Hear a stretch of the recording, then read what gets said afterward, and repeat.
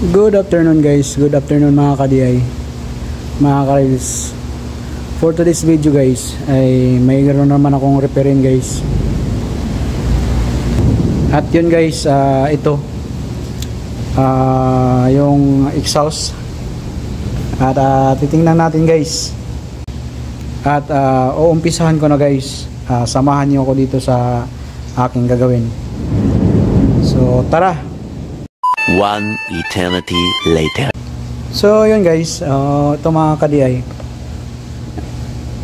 titistingan natin. Tinap ko yung ano niya guys, yan. Tinap ko yung pinaka-supply niya. Nilagyan ko ng plug para matistingan natin guys. So sasaksak natin guys. Ayan mga ka-DI, nakasaksak na. Titingnan mo, hindi siya umiikot guys.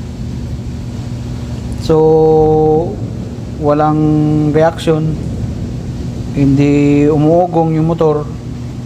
So walang power na pumapasok sa kanya. So yun yung titingnan natin guys. Bubuksan natin yung motor niyan. So antabayanan lang ninyo mga ka-DI. One eternity later. Yan mga ka-DI, nabuksan na natin. So ito yung motor niya. So nakikita ko yung thermal fuse guys. Yan o, nakaipit dito. So hindi na tayo dito magtanggal dahil ang thermal fuse niya is yung malapad. Yan o. So hindi na tayo dito magtanggal dahil minsan kasi may thermal fuse na bilog, nakasiksik dito. So ito na lang tatanggalin natin para makita natin to at mapalitan.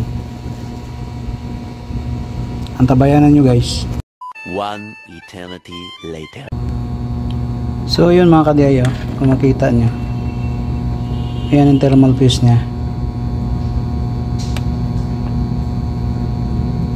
So para malaman natin na sira siya, titester natin guys.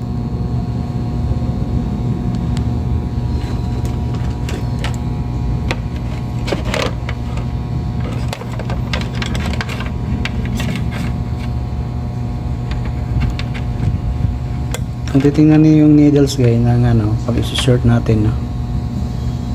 Ayan, pumapalo siya, pumapalo yun. Tester natin.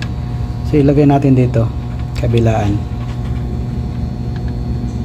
Nahirapan ako guys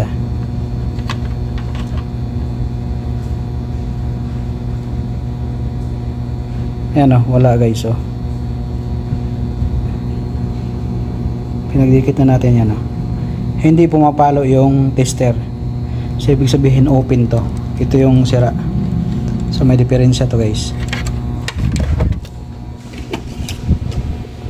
So palitan natin to guys. May pamalit naman tayo. Palitan natin to. So antabayanan lang yung mga ka-DI. One eternity later. So yan guys, ito yung pamalit natin. Yan So pag testera natin to guys, di ba? Pag nakita niyo, testera natin. Tingnan mo papalo yung tester natin. Ayan Saglit lang. Ang hirap mag-tester guys ng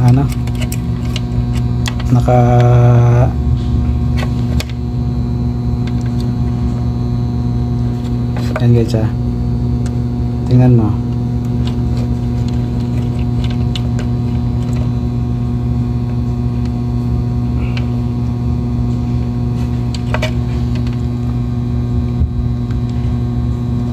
Ayan pumapalo yung tester natin Ayan. Ayan. So ibig sabihin buo to dahil bago kasi yan. So yung papalitan natin is ito yung luma, nakakabit pa. So yun guys, at papalitan ko. Putulan ko lang to dito na side para putulan ko din to, idudugtong ko dyan kabilaan. At gagamitan natin ng soldering gun. May soldering paste tayo at itong soldering lead natin.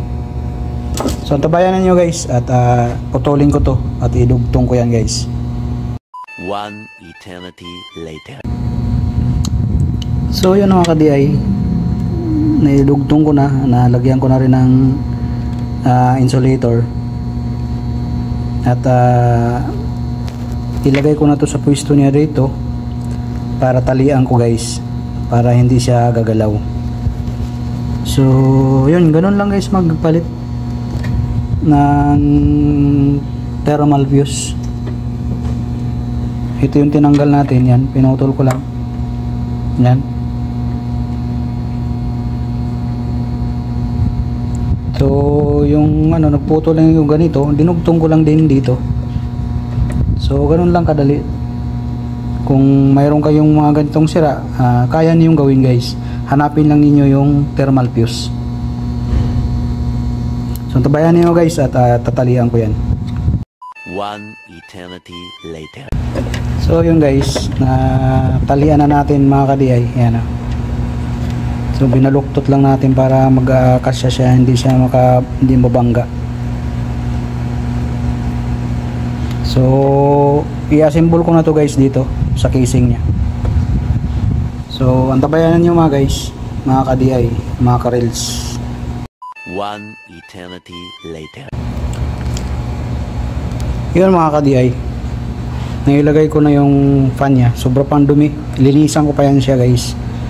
So kinabit ko lang siya para matistingan natin kung gumagana na ba siya. So nilagyan ko na rin ng plug guys, yan. So isaksak muna natin guys ha. Yan. Yan.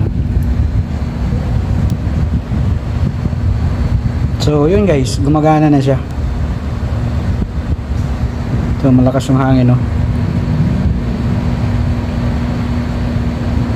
Oh.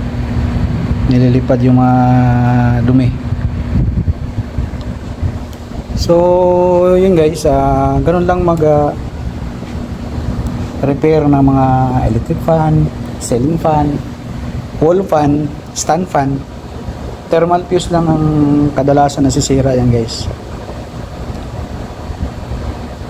So hanggang dito lang yung video ko guys. Salamat sa panonood sa aking mga video at salamat sa mga supporters ko at sa mga nag-subscribe. Patuloy kayong sumusuporta sa akin guys. At sa hindi pa nakasubscribe, please paki-subscribe and don't forget to hit the notification bell para updated kayo sa aking mga video darating pa guys. So God bless guys, salamat at magandang hapon sa ating lahat guys. Bye bye.